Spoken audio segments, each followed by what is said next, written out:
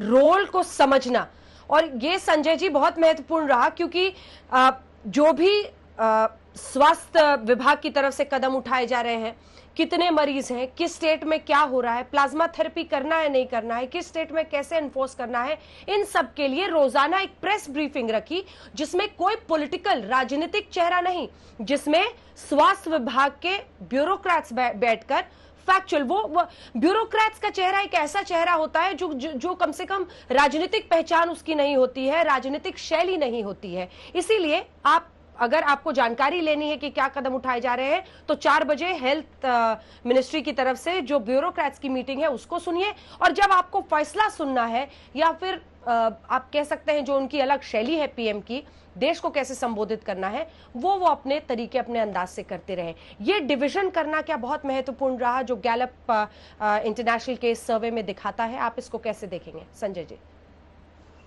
देखिए, अगर सर्वे नहीं भी होता तो हम इस बात को इनकार करने का कोई मतलब ही नहीं है कि प्रधानमंत्री नरेंद्र मोदी पॉपुलर नहीं है। इस वक्त बिल्कुल पॉपुलर है, और पिछले 5-7 सालों से हम देख रहे हैं वो काफी पॉपुलर रहे हैं।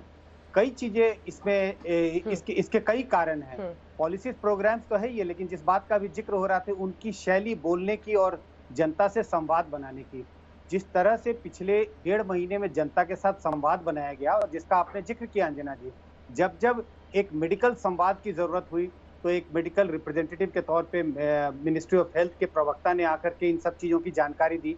लेकिन जब भी एक मास अपील करने की जरूरत हुई तो प्रधानमंत्री स्वयं आए, टीवी पर, रेडियो पर आकर के उन्होंने एक तरह से जनता से अपील की। और आप देखिए, 24 तारीख के लॉकडाउन के पहले एक रिहर्सल किया उन्होंने 22 तारीख को, और 22 तारीख से यह एहसास होने लगा था कि एक लंबा लॉकडाउन होने की गुंजाइश है।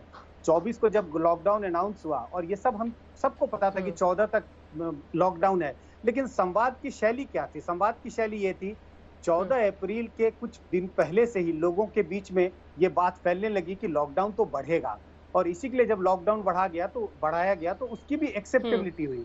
और अब देखिए, 3 मई का समय आने वाला है, कल प्रधानमंत्री फिर चीफ मिनिस्टर से बात कर रहे हैं, ये भी एक संवाद की शैली है। और अभी से लोगों के बीच में ये एक धारणा बन गई है कि लॉकडाउन तो फिर और बढ़ेगा, तो एक संवाद की शैली है। जब तक इससे पहले कि आप एक अपना एक तरह से आप डिसीजन देते हैं, उसके पहले ही ये बात जनता के बीच में किसी माध्यम से आप पहुंचा देते हैं। एक संवाद की शैली रही है, जिसके कारण लॉकडाउन की अपील को जनता ने कुल मिलाकर के बहुत अच्छे ढंग से माना है। कुछ इफ्स एंड बट्स हैं, मजदूरों के बीच में की जो स्थिति रही उसकी चर्चाएं होती रही, लेकिन कुल मिलाकर के लॉकडाउन काफी सक्सेसफुल रहा है हिंदुस्तान में अब तक। और मुझे लगता है, जैसा मनीषा जी कह रही हैं, शायद सबसे बड़ा योगदान उन्हीं लोगों का रहा जो दिहाड़ी मजदूर थे, जो तमाम परेशानियों को भी झेलकर समझ रहे हैं कि किस तरह से इस परिस्थिति को आगे ले जाना सबसे बड़ी मजबूरी इस वक्त देश की है। आशुतोष जी, आपको क्या लगता है, क्यों 83% लोगों ने?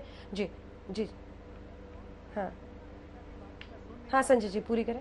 हाँ, मैं कह रहा था, मनीषा की बात को मैं सुन नहीं पा रहा था, लेकिन अब मुझे लगता है ये समय आ गया है कि जब ये जो एंग्जाइटी जो है लॉकडाउन से, वो धीरे धीरे क्रीप इन करने लगी है। मुझे ऐसा एहसास होने लगा है, चाहे वो मजदूरों की बात कर लें, चाहे मिडिल क्लास सोसाइटी की बात कर लें, अब लोगों के मन में ये होने लगा है कि अब लॉकडाउन के खोलने का समय आ गया है। एक मुश्त तो आप एक बार तो आप लॉकडाउन लिफ्ट नहीं कर सकते, लेकिन सेक्टर बाय सेक्टर थोड़े उसके खोलने की जरूरत है। तो ये अब धीरे धीरे लोगों के बीच में भावधारणा बनने लगी। जी, ठीक है। आशुतोष जी, आपको क्या लगता है, क्यों इस सर्वे में जो हम गैलप इंटरनेशनल का दिखा रहे हैं, 83% लोगों ने कहा है नंबर 1 स्थान पर है भरोसे के मामले में अपनी सरकार पर भारत की जनता में। जो भी उन्होंने ये सर्वे, स्नैप पोल है, ये 28 मुल्कों में हुआ है, जहां पर पुरुष महिला सबको, चाहे वो फोन लाइन के जरिए हो, ऑनलाइन हो, या फिर आमने सामने बात करके लोगों से जानकारी हासिल की गई है, उनका ये मानना है कि भारत सरकार की रणनीति पर उनको भरोसा है। आपको क्या लगता है, वजह क्या रही इसकी? देखिए, सबसे पहली बात तो यह है कि जिस तरीके से अभी भी हमारे यहाँ सिर्फ 28,000 के आसपास लोग हैं वो संक्रमित हैं, और ये संख्या अपने आप में भारत की आबादी की तुलना में बहुत कम है। और जो डेथ फिगर है वो भी करीब 800 के आसपास है। तो सबसे पहली बात ये कि लोगों के दिमाग में लगता है जहां अमेरिका के अंदर 50,000 से ज्यादा लोग मर चुके हैं, 10 लाख से ज्यादा लोग संक्रमित हो चुके हैं, दुनिया के दूसरे देशों में आज ही मैं आंकड़ा देख रहा था कि आबादी में अमेरिका पूरी दुनिया का 4% है, लेकिन जो संक्रमण का जो परसेंटेज है वो 32% है। तो लोगों के दिमाग में एक परसेप्शन जरूर जाता है कि इतनी बड़ी आबादी के बावजूद अगर यहाँ संक्रमण की संख्या इतनी कम है तो जरूर हिंदुस्तान ने अच्छा काम किया होगा।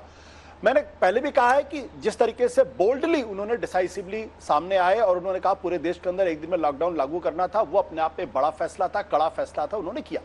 लेकिन मैं दो बातें कहना चाहूंगा। पहली बात यह कहना चाहूंगा, कोरोना का मामला है, अभी बहुत जल्दी हमें किसी नतीजे पर नहीं पहुंचना चाहिए। अगर आप पिछले हफ्ते से इस हफ्ते के फिगर को अगर आप तुलना करें तो पिछले एक हफ्ते के अंदर हमारी फिगर जो है अचानक बहुत तेजी के साथ बढ़ी है। आज का भी जो फिगर है आपके सामने करीब 2000 लोगों के संक्रमण की संख्या है।